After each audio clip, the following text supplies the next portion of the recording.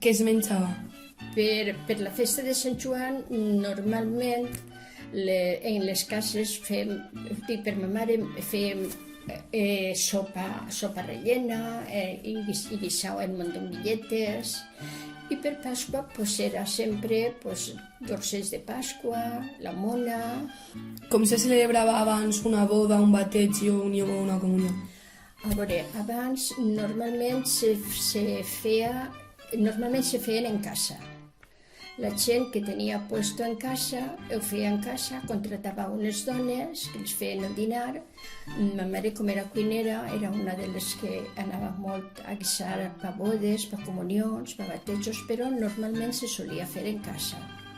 Com te dutxaves? Com te llavaves?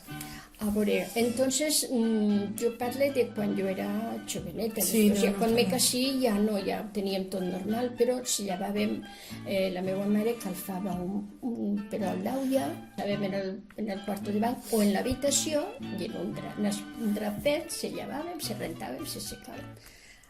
I se llavàvem normalment, a veure, dutxar-se tota completa normalment se feia un dia a la setmana.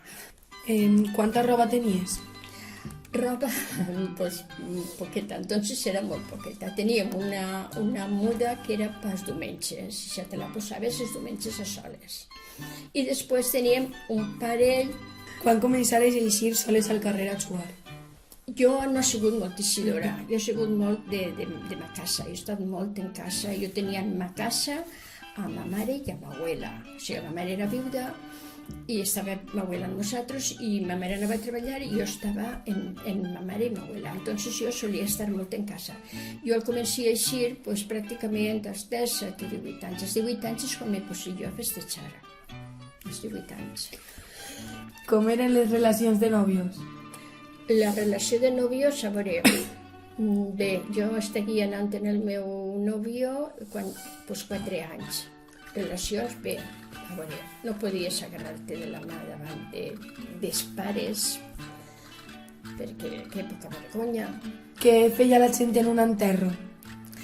La gent en un enterro, jo recordo de xicoteta que era un xou.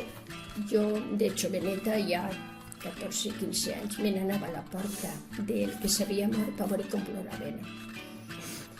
En la porta posaven una espècie de cortines, això tenia un nom, però no me'n recordo, negres, perquè sabia la gent que ahir n'hi havia un mort. I entonces nosaltres anàvem a la porta a veure quan eixien com ploraven. Faltava a l'escola per anar al treball? No, jo anava a l'escola seguit. El que passa és que jo anava a les monges i a mi les monges de matí de categoria perquè era estudiar, era escriure, era fer el deure i tot, però de vespre ens fèiem fer labor i resar el rosari. Clar, jo m'entrava una son que no me podia aclarir i jo ja als 12 anys vivia. Anaves amb xics i xiques? No, eren xiques a soles. Vale. Ara sobre el treball. En què treballaves? Jo treballava en una sastreria. A quina edat començaves a treballar? Als 12 anys. Hi havia gent dels dos sexes? No, allí era el mestre, que era el sastre, i el més érem xiques.